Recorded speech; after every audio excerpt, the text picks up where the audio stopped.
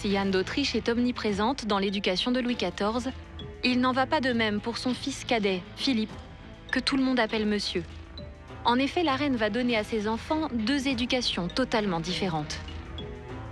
C'est vrai que Philippe, je l'ai éduqué différemment. C'est un enfant sensible, doux, avec une certaine féminité. Il est à l'opposé de son frère.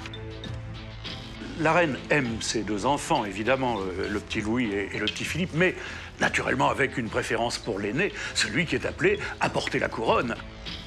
Toute l'attention de la reine se porte donc sur Louis XIV, au détriment bien sûr de son fils cadet, Philippe. Je pense que le malheureux monsieur a été quelque peu mis sur la touche, qu'il a été quelque peu délaissé. Il était tout simplement ce qu'on appelle la roue de secours. C'est terrible d'être une roue de secours.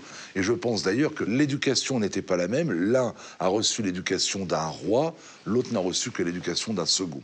Il y a une jalousie qui s'instaure. Les deux enfants sont élevés ensemble et en même temps sont des rivaux. Sciemment et dès tout petit, on va écarter et déresponsabiliser Philippe, le jeune frère du roi. Il va développer donc une personnalité un peu atypique, assez immature, capricieuse. Il aimera se farder et il s'attachera beaucoup d'une manière très précieuse à son habillement. En effet, dès son plus jeune âge, Philippe, le frère du roi, aime se travestir. Il ne se résout pas à abandonner les robes qu'il portait enfant, ce qui ne sera pas anodin.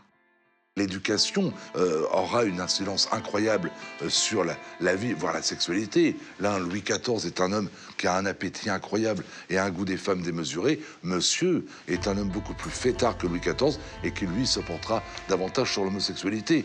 Et cela, Louis XIV ne va pas le supporter. Monsieur le duc d'Anjou, je ne veux plus vous voir derrière les portes avec des garçons.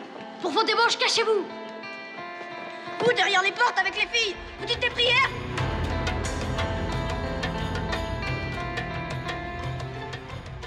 Deux garçons, une même maman, une éducation totalement différente l'un pour l'autre, deux parcours différents. Anne d'Autriche est rassurée. Louis XIV aime les femmes. Il sera donc capable d'assurer la descendance du royaume. Elle peut à présent veiller à l'éducation politique de son fils afin qu'il devienne un grand roi. Anne d'Autriche continuera à gouverner la France pendant encore quelques années, en compagnie du cardinal Mazarin, Premier ministre du royaume.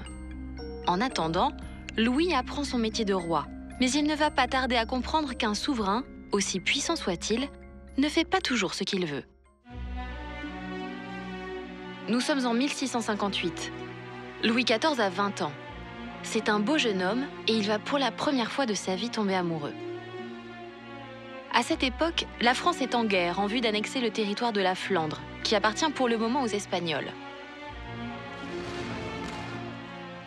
Ce soir-là, le cardinal Mazarin est inquiet.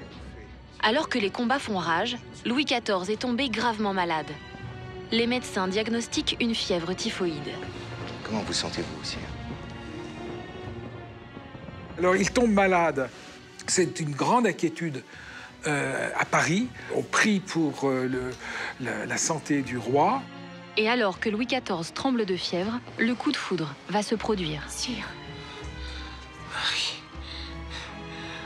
Marie, restez. Je souffrirai, moi. Et là, il tombe sous le charme de qui? Eh bien, de la fameuse petite Marie Mancini.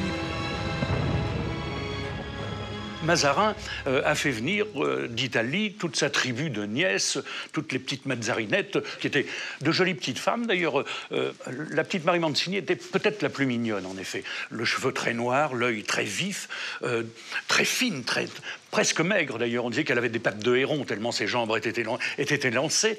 Et Louis XIV la rencontre, croise son regard et il tombe sous le charme.